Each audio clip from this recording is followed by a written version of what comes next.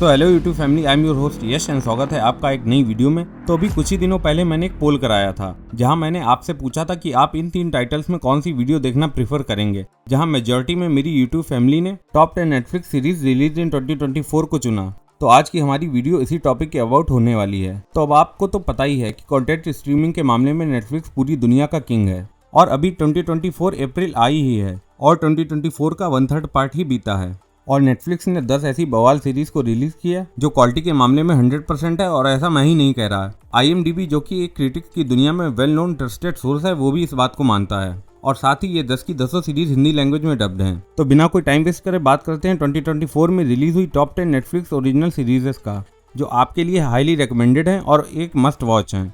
तो आगे बढ़ने से पहले आपसे छोटी सी रिक्वेस्ट, जल्दी से इस वीडियो को लाइक कर दीजिए और चैनल को सब्सक्राइब कर दीजिए, जिससे कि मुझे मोटिवेशन मिलता रहे और मैं आपके लिए इसी तरह आगे और भी वीडियोस बनाता रहूं।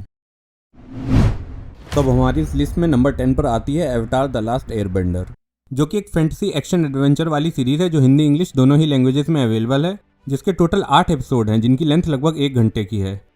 तो अब जो लोग नहीं जानते कि अवतार द लास्ट एयरबेंडर क्या बला है, तो मैं उन्हें बता दूं। इसके अंदर हमें एक दूसरी दुनिया की कहानी देखने को मिलती है, जहां दुनिया 4 साम्राज्यों में बटी है, जिसमें से पहली है अग्नि यानी फायर, दूसरा है वायु यानी एयर, तीसरी है जल यानी वाटर और चौथा है धरती यानी अर्थ। और इन चारों साम्राज्यों के बीच संतुलन बना के रखना पड़ता है। लेकिन अग्नि साम्राज्य सबसे ज़्यादा ताकतवर है, जिसके कारण वो अकेले ही सभी साम्राज्यों पर राज करना चाहता है, जिसके चलते उसने लोगों पर अत्याचार और शोषण करना शुरू कर दिया है। और इस ईवल फोर्स को केवल एक अवतार ही रोक सकता है, क्योंकि अवतार के पास चारों तत्वों को अपने काबू में करने की शक्ति होती है। और ये अवतार एक छोटा सा बच्चा एंग है, लेकिन एंग को अपने अवतार होने और अपनी पावर्स के बारे में कुछ पता नहीं है। अब एंग को कैसे उसकी पावर्स का पता चलता है और वो कैसे इन साम्राज्यों को बचाता है, ये सब आपको देखकर पता लगाना है इस सीरीज में, जिसका नाम है अवतार द लास्ट एयरबेंडर। अब बात करें इस सीरीज की क्रिटिक रेटिंग की, तो IMDb ने इसे 7.2 आउट ऑफ 10 की रेटिंग दी है। अब इस साल नंबर 9 पर रही ग्रेजिल्डा, जो कि एक बायोग्राफिकल क्राइम ड्रामा है जो टोटल 6 एपिसोड के साथ आने वाली लिमिटेड सीरीज है। यानी पूरी कहानी इन्हीं 6 एपिसोड में दिखाकर खत्म कर दी जाती है और आपको नेक्स्ट सीजन का वेट नहीं करना पड़ता। और इसके हर एपिसोड की लेंथ लगभग 50 से 60 मिनट के बीच है। सीरीज हिंदी इंग्लिश दोनों ही लैंग्वेजेस में अवेलेबल है। बात करें स्टोरी की, तो आपको कहानी देखने को मिलती है ग्रेजिल्डा की। आप सीरीज में देखेंगे ग्रेजिल्डा के राइज करने से लेकर कोलैप्स करने तक की कहानी। ग्रेजिल्डा जो कि मियामी में आकर बसती है और ग्रेजिल्डा के अंदर एक अच्छी बिजनेस वूमेन वाले सारे गुण होते हैं और उसे ये समझने में बिल्कुल देर नहीं लगती कि US में ड्रग का मार्केट बिल्कुल ना के बराबर है। और इसी मौके का फायदा उठाकर ग्रेजिल्डा अपना ड्रग का एम्पायर खड़ा करती है और मियामी में एक तरफा राज्य करती है। अब बात करें सीरीज की क्रिटिक रेटिंग की, तो IMDb ने इसे 7.2 आउट ऑफ 10 की रेटिंग दी है। अब इस लिस्ट में नंबर 8 पर आती है पैरासाइट द ग्रे, जो कि एक साइंस फिक्शन थ्रिलर की कैटेगरी में फॉल करने वाली सीरीज है, जिसके टोटल 6 एपिसोड हैं, जिसमें से हर एपिसोड की लेंथ 40 से 50 मिनट के बीच है। अब बात करें स्टोरी की, तो आप कहानी देखते हैं कि दुनिया पर अंतरिक्ष से आए कुछ पैरासाइट्स ने हमला कर दिया है, जो कि इंसानों के दिमाग में घुसकर उनकी बॉडी का कंट्रोल हासिल कर रहे हैं और उनको मॉन्स्टर्स में बदल रहे हैं। और इन पैरासाइट्स का उद्देश्य है धरती पर मौजूद सभी इंसानों को अपने कंट्रोल में लेना।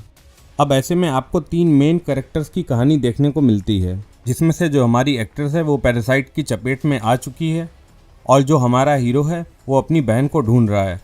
और एक तरफ एक लीडर है जिसने एक टास्क फोर्स बना रखी है जिसका नाम है द ग्रे, जिनका मिशन है पैरासाइट्स का खात्मा करना। अब सबसे बड़ा सवाल, क्या ये तीनों अपने मिशन में कामयाब हो पाते हैं और आखिर ये पैरासाइट्स आए कहाँ से? ये सब जानने के लिए आपको देखना होगा इस सीरीज को, जिसका नाम है पैरासाइट द ग्रे। बात करें जिसकी क्रिटिक रेटिंग की, तो IMDb ने इसे 7.3 आउट ऑफ 10 की रेटिंग दी है। तो इस साल नंबर 7 को बिलोंग किया 3 बॉडी प्रॉब्लम्स ने, जो कि एक साइंस फिक्शन मिस्ट्री की कैटेगरी में फॉल करने वाली सीरीज है, जिसके टोटल 8 एपिसोड्स हैं और सीरीज के हर एपिसोड की लेंथ तकरीबन 1 घंटे की है। सीरीज हिंदी इंग्लिश जैसी मल्टीपल लैंग्वेजेस में अवेलेबल है। बात करें स्टोरी की, तो आप स्टोरी में एक मेन प्लॉट और कई सब प्लॉट्स देखेंगे। स्टोरी में 3 टाइमलाइंस को फॉलो करती है, जो कि है पास्ट, प्रेजेंट एंड फ्यूचर।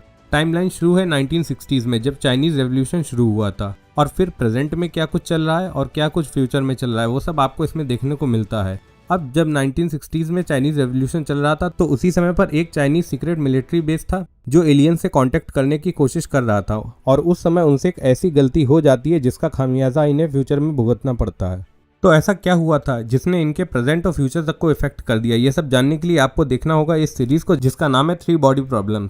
और बात करें इस सीरीज की क्रिटिक रेटिंग की तो IMDb ने इसे 7.7 आउट ऑफ 10 की रेटिंग दी है। तो अब नंबर 7 पर आती है बॉय सोलोज यूनिवर्स, जो कि एक क्राइम ड्रामा मिस्ट्री के जॉनर को बिलोंग करने वाली लिमिटेड सीरीज है जो आती है टोटल 7 एपिसोड्स के साथ। यानी आपको स्टोरी इन 7 एपिसोड में दिखाकर खत्म कर दी जाती है और आपको नेक्स्ट सीजन का वेट नहीं करना पड़ता। और इसके हर एपिसोड की लेंथ लगभग 50 से 60 मिनट के बीच की है। सीरीज हिंदी इंग्लिश दोनों ही लैंग्वेज में अवेलेबल है। स्टोरी का प्लॉट सेट है 1980s के ऑस्ट्रेलिया में, जहां एक इलाई नाम का बच्चा अपनी माँ और अपने बड़े भाई साथ ही अपने स्टेप डैड के साथ रह रहा है।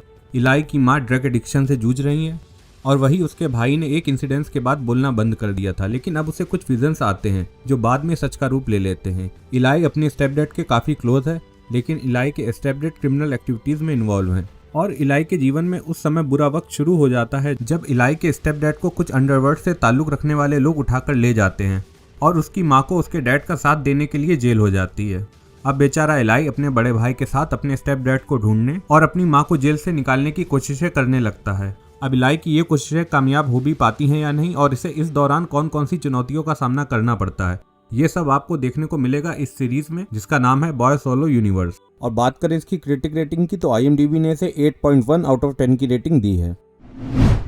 अब इस लिस्ट में नंबर 5 का प्लेस हासिल किया है वनडे नाम की सीरीज ने, जो कि कॉमेडी ड्रामा रोमांस की कैटेगरी में आने वाली सीरीज है जो हिंदी इंग्लिश दोनों ही लैंग्वेजेस में अवेलेबल है। और ये 14 एपिसोड के साथ आने वाली लिमिटेड सीरीज है, यानी पूरी स्टोरी इन्हीं 14 एपिसोड्स में दिखाकर खत्म कर दी जाती है और आपको नेक्स्ट सीजन का वेट नहीं करना पड़ता। और इसके हर एपिसोड की लेंथ लगभग 20 से 40 मिनट के बीच है। ये स्टोरी इंस्पायर्ड है वनडे नाम की बेस्ट सेलिंग नॉवेल से, जहां आपको 2 मेन कैरेक्टर्स की कहानी देखने को मिलती है जिनके नाम है डेक्स्टर और एमा, जिनकी मुलाकात होती है आफ्टर ग्रेजुएशन पार्टी में और फिर उसके बाद ये दोनों अपनी अपनी लाइफ में सेपरेटली मूव ऑन कर जाते हैं। लेकिन इनकी ये मुलाकात इनकी लाइफ में कितना डीप इम्पैक्ट डालती है ये आपको इनकी लाइफ की आगे की 20 साल की जर्नी में देखने को मिलेगा। और बात करें इसकी क्रिटिक रेटिंग की तो IMDb ने इसे 8.1 आउट ऑफ 10 की रेटिंग दी है। अब हमारी इस लिस्ट में नंबर 4 का प्लेस बिलोंग करती है रिप्ली, जो कि एक साइकोलॉजिकल थ्रिलर वाली सीरीज है, जो कि एक 8 एपिसोड के साथ आने वाली लिमिटेड सीरीज है। यानी कहानी सीजन 1 में ही एंड हो जाती है और आपको आगे की कहानी जानने के लिए नेक्स्ट सीजन का वेट नहीं करना पड़ता।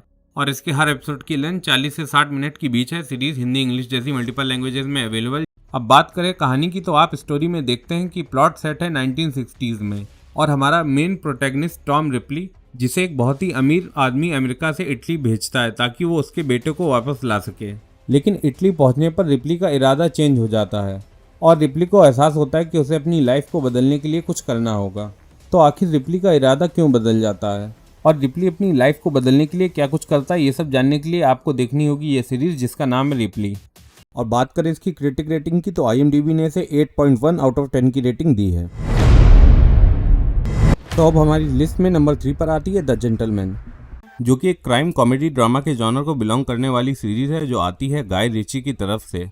सीरीज आती है टोटल 8 एपिसोड के साथ, जिनकी लेंथ 40 से 50 मिनट की बीच है। सीरीज हिंदी इंग्लिश दोनों ही लैंग्वेजेस में अवेलेबल है। स्टोरी की बात करने से पहले आपके लिए ये जानना बेहद जरूरी है कि ये एक स्पिन ऑफ सीरीज है द जेंटलमैन नाम की मास्टरपीस मूवी का। कहानी देखेंगे एडी नाम के बंदे की, जिसके पिता की मौत के बाद एडी के नाम ढेर सारा पैसा, प्रॉपर्टी और उसके पिता का बिजनेस आ गया है। लेकिन ये पैसा एडी और उसके भाई के लिए ढेरों मुसीबतें भी लेके आया, क्योंकि एडी के पिता के ना रहने पर एडी को पता चलता है कि उसके पुश्तैनी घर के नीचे एक बड़ा सा ड्रग कार्टेल चल रहा है।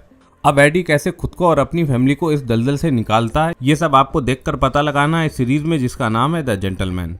और बात करें इस सीरीज की क्रिटिक रेटिंग की तो IMDb ने इसे 8.2 आउट ऑफ 10 की रेटिंग दी है। तो इस साल अभी तक नेटफ्लिक्स पर नंबर 2 पर रही बेबी रेंडियर, जो कि एक बायोग्राफिकल ड्रामा वाली सीरीज है और ये एक 7 एपिसोड के साथ आने वाली लिमिटेड सीरीज है। यानी कहानी आपको इन्हीं 7 एपिसोड में दिखाकर खत्म कर दी जाती है और आपको आगे की कहानी जानने के लिए नेक्स्ट सीजन का वेट नहीं करना पड़ता, जिसके हर एपिसोड की लेंथ लगभग 30 से 45 मिनट के बीच की है। सीरीज हिंदी और इंग्लिश दोनों ही लैंग्वेजेस में अवेलेबल है। अब बात करें स्टोरी की तो आप कहानी देखते हैं एक पब में काम करने वाले कॉमेडियन डॉनी की, जिसकी मुलाकात एक मार्था नाम की फैट गर्ल से होती है, जो कि डॉनी को बताती है कि वो एक लॉयर है। और फिर डॉनी से कुछ ही मुलाकातों के बाद मार्था डॉनी को स्टॉक करना शुरू कर देती है, यानी वो डॉनी की हर एक्टिविटी पर नज़र रखना शुरू कर देती है। अब आप आगे सीरीज में देखेंगे कि कैसे मार्था डॉनी की लाइफ को एक हेल में कन्वर्ट कर देती है और डॉनी मार्था से अपनी लाइफ में छुटकारा पाने के लिए क्या कुछ नहीं करता और क्या डॉनी मार्था नाम की इस बला से छुटकारा पा भी पाता है या नहीं, ये सब आपको देखना होगा इस सीरीज में जिसका नाम है बेबी रेंडियर। अब बात करूं इसकी क्रिटिक रेटिंग की, तो IMDb ने इसे 8.3 आउट ऑफ 10 और रोटेन टोमेटो ने 100% का एक परफेक्ट स्कोर दिया है। तो इस साल जो सीरीज नेटफ्लिक्स पर नंबर 1 पे रही वो एक के ड्रामा है जिसका नाम है क्वीन ऑफ टीयर्स, जो कि एक ड्रामा रोमांस की कैटेगरी में आने वाली सीरीज है और साथ ही ये एक 16 एपिसोड के साथ आने वाली लिमिटेड सीरीज है जिसके हर एपिसोड की एवरेज लेंथ लगभग 1 घंटे 15 मिनट की है। सीरीज हिंदी और इंग्लिश दोनों ही लैंग्वेजेस में अवेलेबल है। और बात करें इसकी स्टोरी की, तो कहानी देखने को मिलती है कोरिया में, जहां एक फैमिली है जिसका क्वींस नाम का एक बिजनेस एम्पायर है और इसी फैमिली की बेटी इस क्वीन नाम की कंपनी की CEO है और इसकी अपनी ही कंपनी में काम करने वाले एक लड़के से इसे प्यार हो जाता है और फिर ये शादी कर लेते हैं और फिर इनकी लाइफ में ऐसा कुछ होता है जिसकी वजह से इनकी लाइफ में डिवोर्स हो जाता है। तो अब ऐसा क्या कुछ हुआ इनकी पास्ट लाइफ में जिसकी वजह से ये नौबत आ जाती है, ये सब जानने को आपको मिलेगा इस सीरीज में जिसका नाम है क्वीन ऑफ टीयर्स। बात करें सीरीज की क्रिटिक रेटिंग की, तो IMDb ने इसे 8.4 आउट ऑफ 10 की रेटिंग दी है। तो दोस्तों कैसा लगा हमारा ये वीडियो, कमेंट सेक्शन में अपनी राय ज़रूर बताएं। और आज की इस वीडियो में इतना ही, मिलते हैं आपसे नेक्स्ट वीडियो में। Till then keep enjoy.